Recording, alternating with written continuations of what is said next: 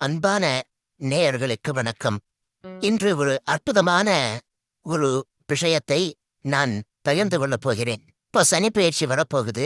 அந்த சனிப்பெயர்ச்சி சில ராசிகளுக்கு லாபகரமாக இருக்கும், சில ராசிகளுக்கு அது தோஷமாக இருக்கும் என்றெல்லாம் ஜோதிட சாஸ்திரத்திலே சொல்லப்பட்டிருக்கிறது. அது எப்படியாவது இருந்துவிட்டு போகட்டும். அந்த சனிப்பெயர்ச்சி பாதிப்பிலிருந்து விலகுவதற்கு ஒரு நல்ல ஒரு வாய்ப்பு இன்றைய தினம் கிடைத்திருக்கிறது. இன்னைக்கு என்ன சிறப்பு அப்படின்னு சொன்னா, இன்னைக்கு சனிக்கிழமையும் பிரதோஷமும் சேர்ந்து வருது. இந்த சனியும் பிரதோஷமும் சேர்ந்து வருகின்ற அந்த நாள் இருக்குது இல்லையா, அது ரொம்ப ரொம்ப சிறப்புடையது அப்படி என்று சொல்வார் காஞ்சி சுவாமிகள். பொதுவாகவே அவர் பிரதோஷ காலத்தினுடைய சிறப்பை 2 விதத்தில சொல்லுவார். அது சிவனுக்கும் விசேஷமான நாள், பெருமாளுக்கும் விசேஷமான நாள் அப்படின்னு சொல்லுவார். காரணம், சிவன் கோயிலிலே பிரதோஷம் அனுஷ்டிக்கப்படுகிறது.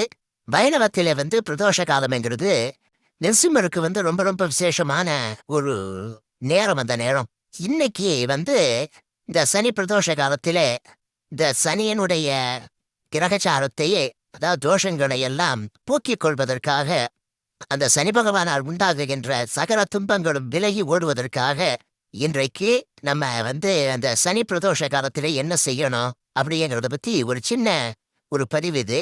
இந்த பொதுவாகவே ஒவ்வொரு மாதமும் வளர்பிறை தேய்பிறை திரையோதசி தினங்களிலே மாலை 4:30 மணியிலிருந்து 6 மணி காலம் இருக்குது இல்லையா, அது வரை உள்ள காலம் பிரதோஷ காலம் அப்படின்னு சொல்றோம். காரணம் என்னன்னா, இந்த ஆலகால விஷத்தை உண்டு அகிலத்தை காத்ததாக அந்த காலத்தை சொல்லுகின்றார்கள். இந்த திரையோதசி திதி சனிக்கிழமையில வந்தா அந்த பிரதோஷம் சாதாரண பிரதோஷம் கிடையாது, சனி மகா பிரதோஷம் அப்படி என்று நம்முடைய ஆண்டோர்கள் எல்லாம் சொல்லி இருக்கிறார்கள். அது கிட்டத்தட்ட 4 மணிலிருந்து 6 மணி வரைக்கும் தான் அந்த பிரதோஷ காலம்ங்கிறது. அந்த நேரத்திலே சிவாலயத்திற்கு சென்று வலம் ஈசனை தரிசித்தால் அன்னைக்கு ரொம்ப ரொம்ப சிறப்பு. அவர்களுக்கு பலவிதமான தோஷங்கள் விலகிவிடும், மங்களங்கள் கூடும் அப்படி என்று சாஸ்திர நூல்கள் எல்லாம் சொல்லி இருக்கின்றன. வசதி உள்ளவர்கள் அன்னைக்கு நந்திக்கு அபிஷேக ஆராதனைகள் எல்லாம் செய்யலாம். இந்த பிரதோஷ காலத்திலே நந்தி பகவானுக்கு அருகம்புல் அல்லது வில்வ மாலை சார்த்தி, நெய் விளக்கு ஏற்றி, பச்சரிசி வெல்லம் இருக்குது இல்லையா, அதை வச்சு பூஜை செய்யலாம். அன்னைக்கு எல்லா தேவர்களும் அந்த ஈசனுடைய நாட்டியத்தை காணுவதற்காக சிவாலயம் வருகிறார்கள் என்பது நம்பிக்கை. எல்லா இடங்களிலையும் உங்களுக்கு தெரியும், ரொம்ப பிரமாதமான ஒரு சிறப்பான நிகழ்வுகள் நடைபெற்று கொண்டிருக்கும். அந்த நேரத்தில் அந்த பிரதோஷ காலத்துல மட்டும் மற்ற எந்த சன்னதியும் திறந்திருக்காது. அதனால் அங்க போய் நிற்கக்கூடாது. பிரதோஷ நேரத்தில் மற்ற ஆலயங்களுக்கு போகக்கூடாது அப்படின்னுட்டு ஒரு ஐதீகம் ஒன்று இருக்கு.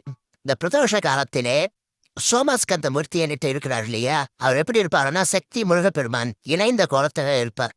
அப்படி இணைந்த அந்த கோலத்துக்கு சோமஸ்கந்த மூர்த்தின்னுட்டு பேரு. அவரை தரிசித்தால் குடும்பத்திலே இருக்கக்கூடிய உறவுகள் மேம்படும், திருமண தடைகள் எல்லாம் விலகும் அப்படின்னுட்டு சொல்லி இருக்கிறாங்க. அதே மாதிரி இந்த நேரத்துல பாத்தீங்கன்னா, அந்த சிவாலயத்திலே தனியா இருக்கும் நடராஜர் ஆலயம், அந்த மூர்த்தியை வழிபட்டால் வாழ்விலே மிகச்சிறந்த முன்னேற்றத்தை அடையலாம் என்றெல்லாம் பிரதோஷத்தினுடைய நுட்பத்தை தெரிந்து அதனுடைய பெருமையை தெரிந்த பெரியோர்கள் எல்லாம் கூறியிருக்கிறார்கள். அன்றைக்கு முழுக்க எதுவும் சாப்பிடாம இருந்து அந்த ஆலயத்துக்கு போய் வந்த பிறகு உப்பு, இந்த காரம், புளிப்பு இதெல்லாம் சேர்க்காத அந்த பிரசாத உணவை உண்டு நீங்கள் அந்த எம்பெருமானையே தியானித்தால் உங்களுக்கு சனி தோஷம் மட்டும் கிடையாது, எல்லா கிரக தோஷங்கள் இருந்து வரக்கூடிய துன்பங்களும் நீங்கிவிடும்.